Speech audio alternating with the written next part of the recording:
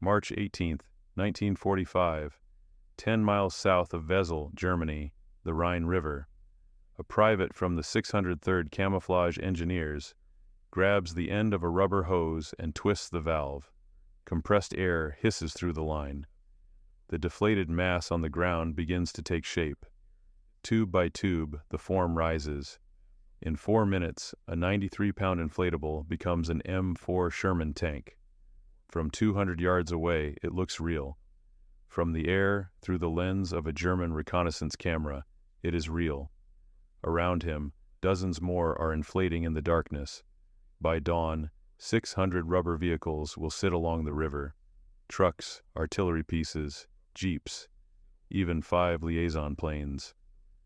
The largest deception of the war is taking shape, and the men creating it are not tank crews, they are artists.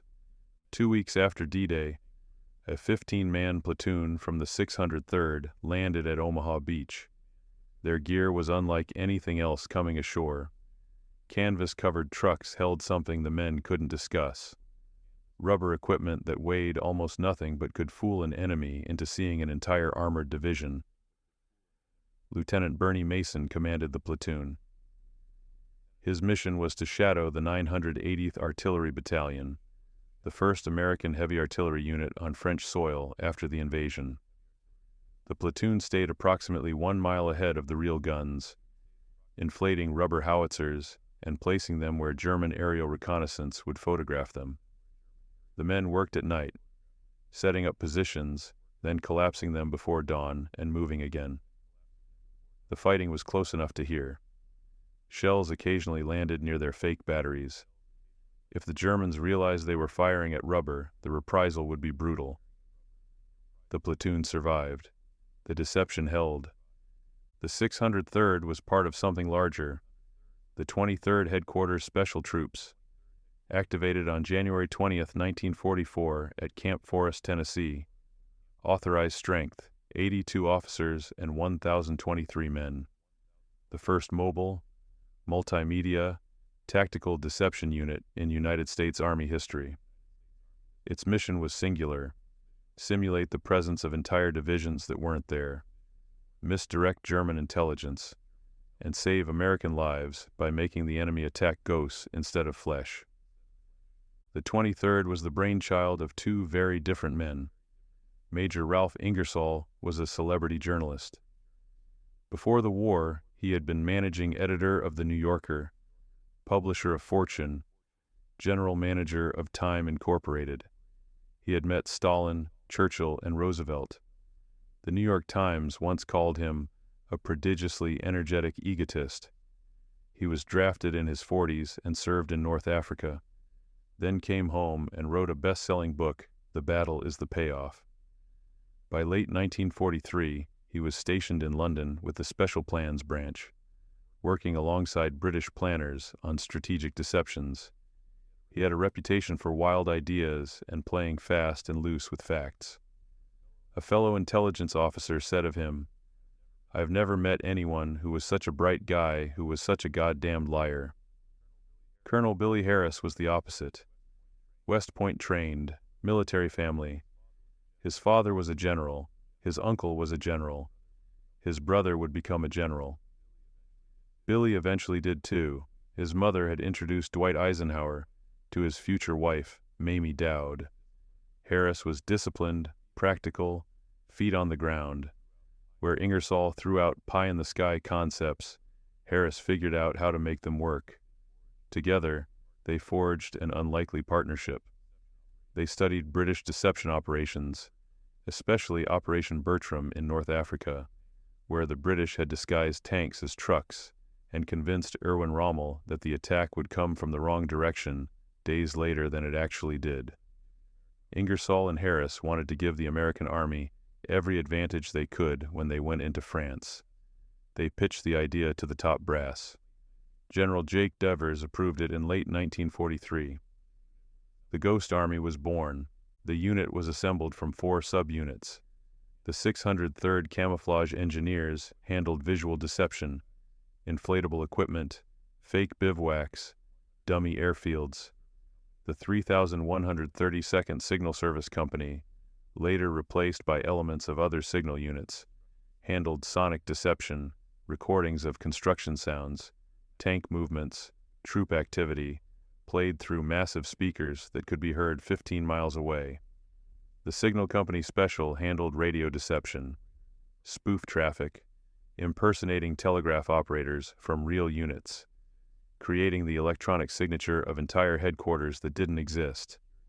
And the 406th Combat Engineers provided security and logistical support. Together, they could simulate 2 full divisions, approximately 30,000 men, with just over 1,100. The recruitment was deliberate. Directors didn't pull from the general draft. They actively recruited artists, architects, set designers, actors, sound engineers from New York and Philadelphia art schools, from advertising agencies, from the entertainment industry. The unit reportedly had one of the highest average IQs in the Army, 119. Among the soldiers who would serve in the 603rd were fashion designer Bill Blass, painter Ellsworth Kelly, wildlife artist Arthur Singer, and photographer Art Kane. They were creative thinkers. The Army needed men who could solve problems with imagination instead of firepower. The heaviest weapon the 23rd carried was a .50 caliber machine gun. By May 1944, the unit shipped to England aboard the USS Henry Gibbons, 13 days across the Atlantic. They arrived in Bristol on May 15th. The night before they disembarked, German planes had bombed the city. If the ship had been faster, the Ghost Army might have been wiped out before they ever saw action. Instead, they set up in camps at Acramaville and Rubersea. When D-Day came on June 6th, half of them were still in England. The other half was safely removed from the main fighting. Their first assignment was to use Q lighting, fake lights positioned to draw German bombing away from real targets, simulating a Mulberry Harbor at night. The results were mixed, but it was a start. Operation Brest was the first time the 23rd used visual, radio, and sonic deception together. It was late August 1944. The port city of Brest, on the western tip of Brittany, was under siege. German troops, dug in and determined, were holding out. 3 American divisions from 8th Corps, the 2nd, 8th, and 29th Infantry, had encircled the city. Generals Omar Bradley and George Patton needed Brest taken, even though its strategic importance had diminished. The Germans had to be kept occupied. The 23rd was called in to make the encircling force look larger than it was, to convince the Germans that attempting a breakout would be suicidal. Corporal Jack Macy, from Brooklyn, later recalled Brest as the biggest piece of action I ever saw in World War II. The unit set up fake artillery positions, inflated tanks, broadcast the sounds of heavy construction and troop movements. They stayed in position for days. The Germans didn't break out. The siege continued. For the 23rd, it was a proving ground. They learned how to coordinate all 3 forms of deception under fire. They learned they could pull it off. By September, the Allies were pushing east. General George Patton's Third Army was racing across France, but his line was stretched dangerously thin. Between Metz and Luxembourg City, more than 25 miles of front were held by just 1 squadron, the 43rd Cavalry Reconnaissance Squadron of the 3rd Armored Cavalry, under Colonel James Polk, approximately 760 men. Patton was attacking the fortress city of Metz, and if the Germans realized how undermanned that section of line was, they could counterattack, hit him in the rear, collapse the entire offensive. Patton wrote to his wife, "There is one rather bad spot in my line, but I don't think the Huns know it." On September 14th, Colonel Harry Reeder, commander of the 23rd, received orders. By noon, the men were on alert. By 4 in the afternoon, half the unit was pulling out, heading more than 200 miles to the front. The mission was Operation Bettembourg. They were to simulate the presence of the 6th Armored Division along the Moselle River, filling the gap in Patton's line. The 6th Armored had 15,000 to 20,000 men. The Ghost Army had about 500 for this mission. They had to make the Germans believe an entire armored division was sitting across the river, ready to fight. They arrived on September 15th. The men of the 603rd began inflating tanks and positioning them in formations that aerial reconnaissance would photograph. Sound trucks played recordings of armored vehicle movements, maintenance work, the clanking of tracked vehicles on roads.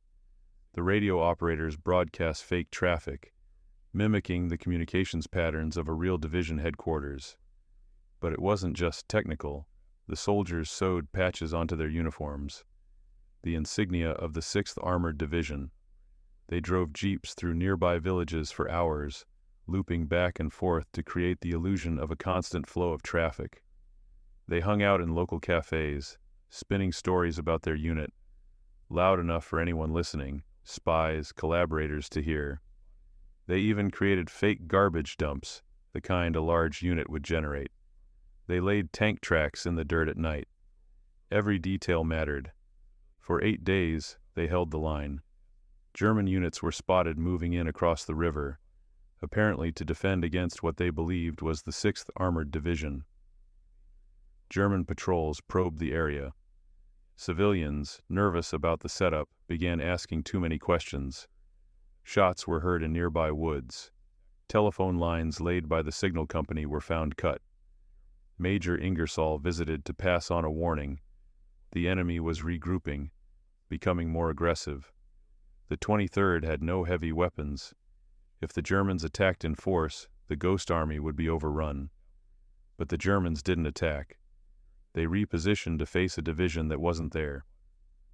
On September 22nd, real units moved in to relieve the 23rd. The mission was complete. A post-war history of the 3rd Cavalry described those weeks.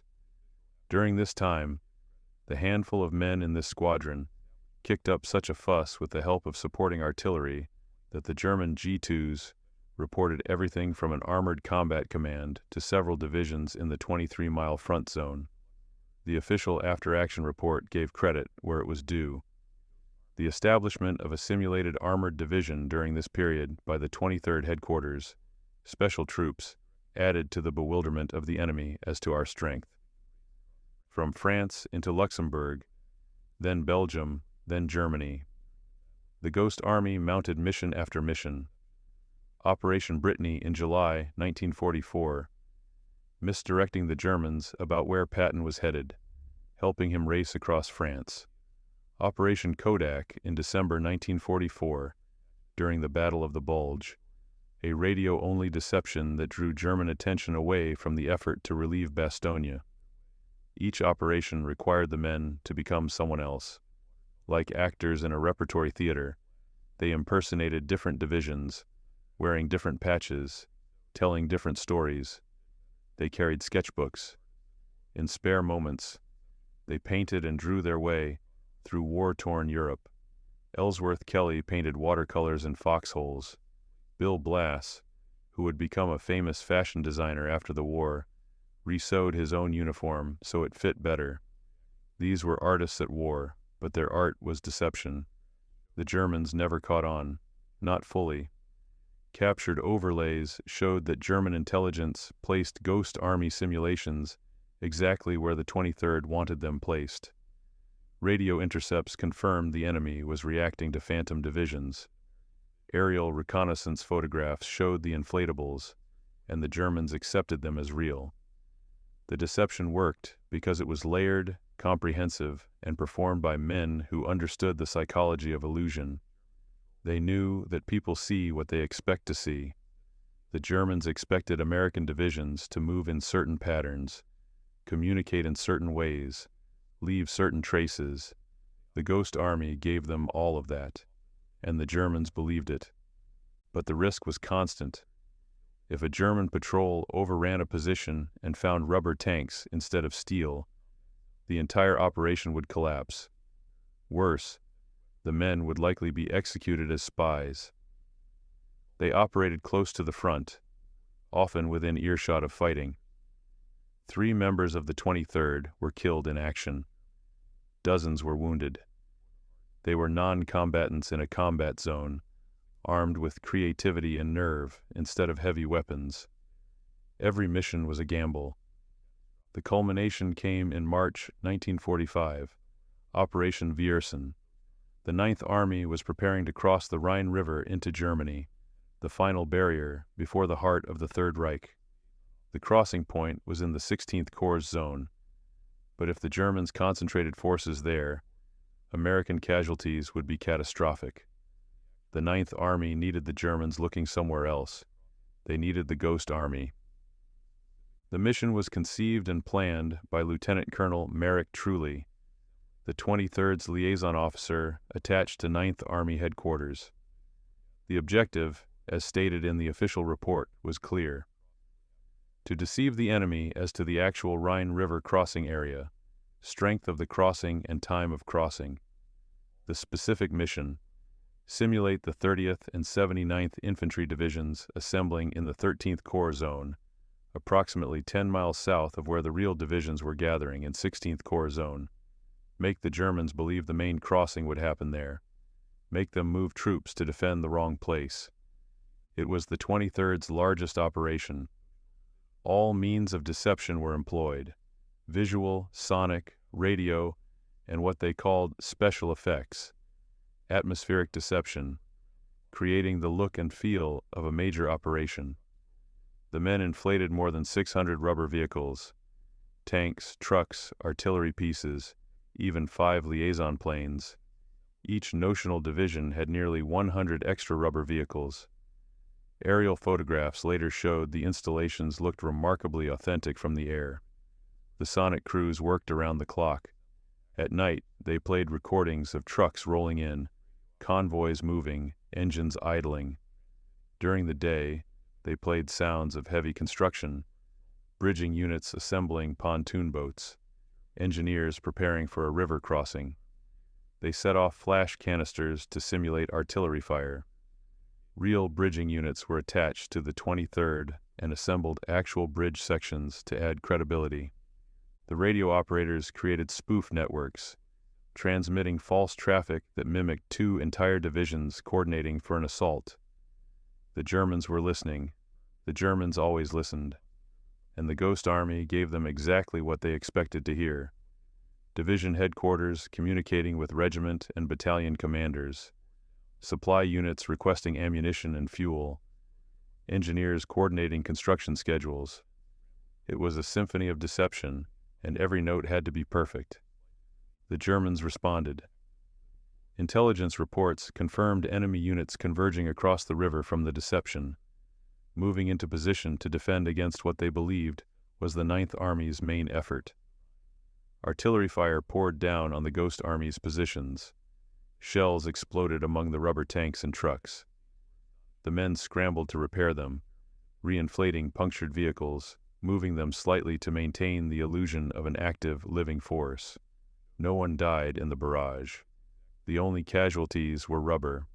On March 23rd, the real 30th and 79th Infantry Divisions crossed the Rhine in 16th Corps zone, miles to the north.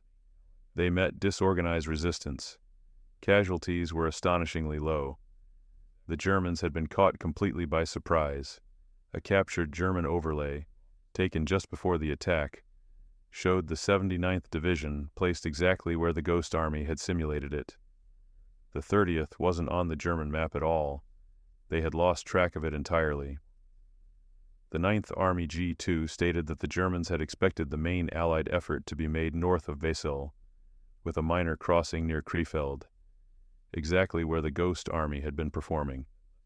The 30th Division's G2 officer wrote in his report, "The U.S. attack came as a complete surprise to the enemy, with a consequent saving of American lives."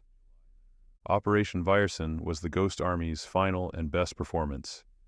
It was also part of a much larger deception plan involving most of the real 9th Army, with the 23rd playing a critical supporting role. After Viersen, the war in Europe had less than 2 months to run. The Rhine had been crossed. The path into Germany was open. the Ghost Army's work was essentially done. The unit returned to the United States in July 1945. They were deactivated on September 15th, after the Japanese surrender. From Normandy to the Rhine, they had conducted more than 20 large-scale battlefield deceptions across France, Luxembourg, Belgium, and Germany. A separate unit, the 3133rd Signal Service Company, had operated in Italy using similar sonic deception techniques. Together, they had executed approximately 25 operations. Military estimates suggest they saved between 15,000 and 30,000 American lives. At the war's end, the soldiers were sworn to secrecy. Records were classified. Equipment was quietly recycled into the Army's aggressor force training program, used to create hypothetical enemy forces for exercises. A few newspaper articles mentioned the unit immediately after the war, but then silence. Most of the men never told their families what they had done. The Ghost Army faded into obscurity, hidden behind layers of classification. The official history, written in September 1945 by Captain Fred Fox, sat in the National Archives, unseen and unread by the public. The story remained classified until 1996, more than 50 years after the war ended. When the files were finally opened, the world learned what these 1,100 men had accomplished. A 1985 Smithsonian article had hinted at the story, but it wasn't until the mid-1990s that the full scope became public. A post-war U.S. Army analysis had concluded, rarely, if ever, has there been a group of such a few men which had so great an influence on the outcome of a major military campaign.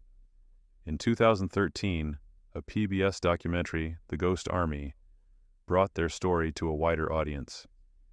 In February 2022, President Joe Biden signed the Ghost Army Congressional Gold Medal Act into law. On March 21, 2024, 3 of the 7 known surviving members of the Ghost Army accepted the Congressional Gold Medal at the Capitol. Speaker Mike Johnson hosted the ceremony.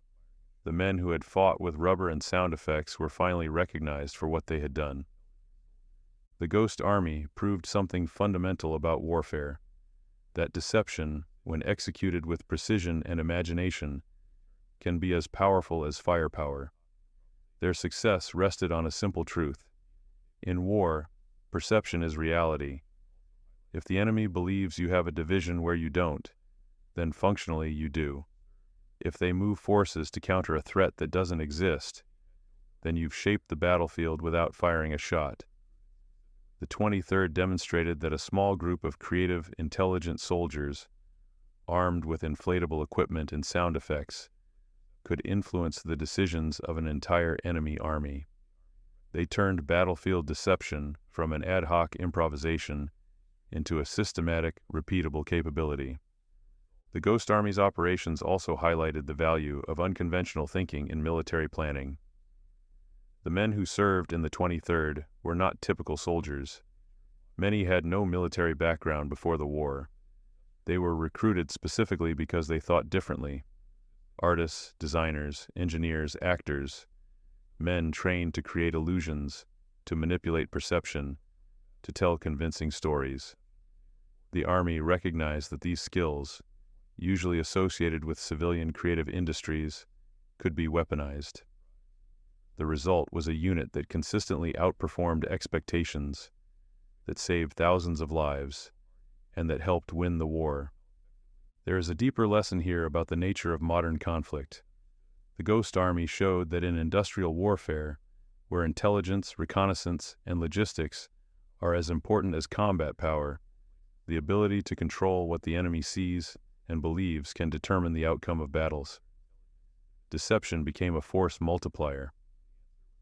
The 23rd allowed real combat units to operate with reduced risk, to achieve surprise, to preserve lives. They demonstrated that in a total war, victory depends not just on how hard you can hit, but on how effectively you can mislead. The Germans never fully understood what had happened to them. Even after the war, captured officers struggled to explain, how American forces had appeared in multiple places simultaneously, how divisions had vanished and reappeared, how their intelligence had been so consistently wrong. The answer was 1,100 men with rubber tanks and a talent for lying. The Ghost Army also stands as a reminder that secrecy, while sometimes necessary, comes at a cost. For 50 years, the men who served in the 23rd couldn't tell their stories. Their families didn't know. Histories of the war didn't mention them. Accounts of battles they participated in erased their role entirely, attributing successes to the units they had impersonated, or simply leaving gaps in the narrative. The men carried their secret silently, watching as the war they had helped win was remembered without them. When the story finally emerged, many of the veterans were elderly or had already passed away. The recognition came late, but it came. Today, the Ghost Army's techniques form the foundation of modern military deception operations. The principles they pioneered, multimedia deception, coordinated visual and electronic signatures, the use of decoys and false communications, are still taught and employed. The 23rd Headquarters Special Troops has no formal successor in the active army, but both the psychological operations and information operations communities use the ghost patch as an unofficial symbol. In November 2022, the 23rd were made honorary members of the U.S. Army Psychological Operations Regiment. Their legacy lives on in every operation that uses deception to gain advantage, to save lives, to shape the enemy's understanding of reality. The men of the Ghost Army fought a different kind of war. They carried paintbrushes as often as rifles. They inflated rubber tanks in the darkness and played sound effects from hidden speakers. They sewed fake patches onto their uniforms and told lies in French cafes. They created phantom armies that existed only in the minds of German intelligence officers. And it worked.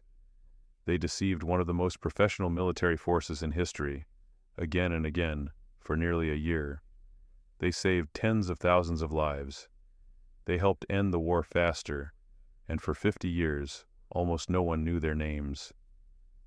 That silence has ended. The Ghost Army is remembered now, honored now, studied now. Their story is taught in military academies and featured in museums. The inflatable tanks they used are displayed as artifacts of a unique moment in military history. The artwork they created, the sketches, paintings, and watercolors produced in stolen moments between missions, has been exhibited and published. The men who were artists and actors, who became soldiers and deceivers, who used imagination as a weapon, have finally received the recognition they earned.